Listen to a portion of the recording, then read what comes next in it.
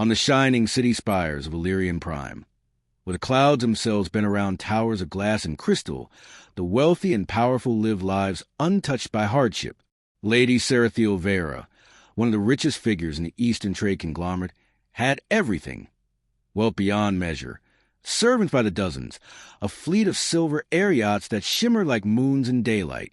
But there was one thing her money couldn't buy: her daughter's legs. Lyra Vera, 12 cycles old, had been born with a rare neuromuscular condition that rendered her paralyzed from the waist down. Doctors from 100 systems had come with promises, theories, even prototypes, but nothing worked. Some claimed cybernetic implants would help. Others said gene editing therapies, but her Elendrian physiology reacted violently to every attempt. So Lyra spent her life in a hovering chair, drifting silently through corridors of crystal and marble, her large silver eyes watching other children run and leap while she remained anchored to her seat. And Lady Sarathiel? She spent fortunes hunting for a cure.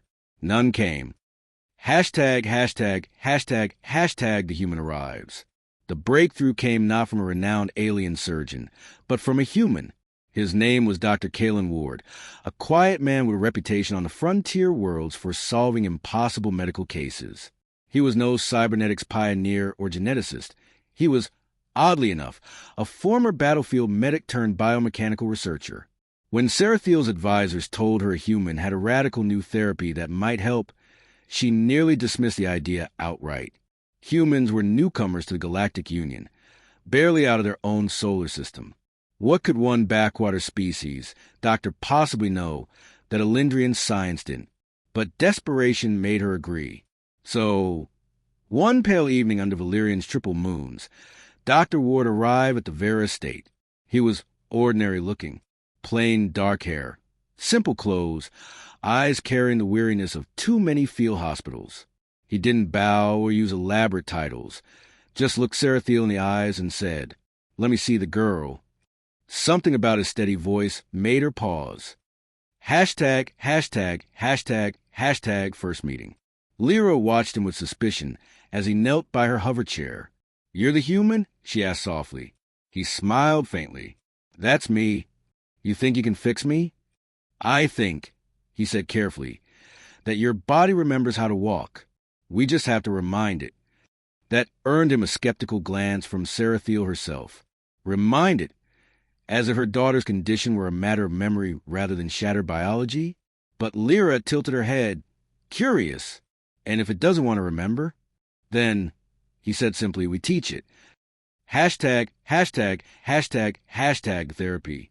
Dr. Ward's method was unlike anything Sarathiel had seen. It wasn't surgery. It wasn't gene splicing. It was neuroelectric resonance therapy, a hybrid of human neural mapping techniques and low-frequency energy fields developed for soldiers with spinal injuries back on Earth.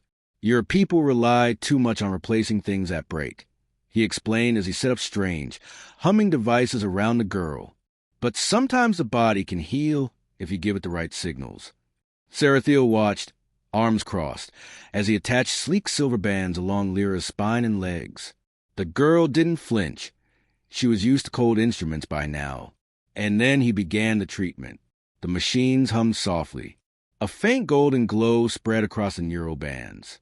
Lyra gasped as her legs twitched, really twitched, for the first time in her life. "It's tingling," she whispered. "Good," Dr. Ward murmured. "That means your nerves are listening." Sarathiel felt her throat tighten. For years, nothing had made Lyra's legs move at all. But this human strange device had them trembling in minutes. #, setbacks and fears. It wasn't magic. The first sessions left Lyra exhausted. Her muscles had atrophied from years of disuse. Even if the nerves worked, they were too weak to hold her up more than once. Sarathiel found her daughter in tears after session, frustrated that her legs failed to obey even when the signals were there. Dr. Ward never raised his voice, never promised miracles. "Walking isn't just nerves," he told Lyra gently after one rough day. "It's strength, balance, confidence. Your body needs time." Sarathiel hated that word. *time star. Time was what her daughter didn't have. The older she grew, the more permanent the paralysis risked becoming. But slowly, session by session, Lyra's legs began to respond. Hashtag, hashtag, hashtag, hashtag the moment. It was on the 32nd day that it happened. Sarathiel had come in late, carrying a tray of delicate crystal dishes for Lyra's evening meal.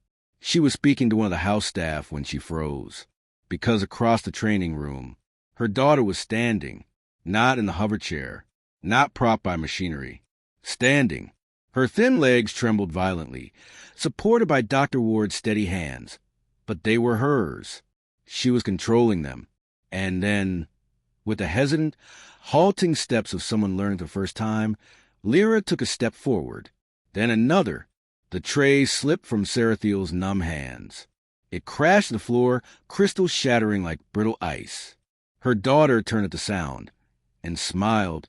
"Mother," Lyra whispered, voice shaking with effort. "Look, I'm walking." Hashtag, hashtag, hashtag, hashtag aftermath. Sarathiel crossed the room in 2 strides, falling to her knees beside the girl, afraid to even breathe lest this miracle vanish if she moved too quickly. But the child stood, swaying but unbroken, her small hand clutching Dr. Ward's arm for balance. "How?" Sarathiel choked out. Dr. Ward only said, "She did the work. I just reminded her body what it could do." Hashtag, hashtag, hashtag, hashtag weeks later. News of Lyra Vera walking spread across Valyrian Prime like wildfire.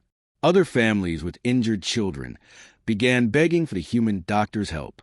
The medical guild tried to buy his technology. He refused. When asked why, Dr. Ward only said, "I didn't come for profit. I came for her." Lyra kept practicing. Soon she didn't need the hover chair at all. The first day she ran across the palace courtyard. Sarathiel wept openly before the entire household staff. Hashtag, hashtag, hashtag, hashtag a mother's gratitude. On Dr. Ward's last day at the estate, Sarathiel met him privately.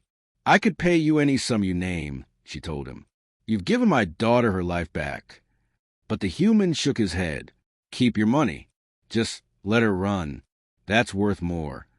Sarathiel, who had spent fortunes chasing cures that never came, couldn't understand this man who wanted nothing.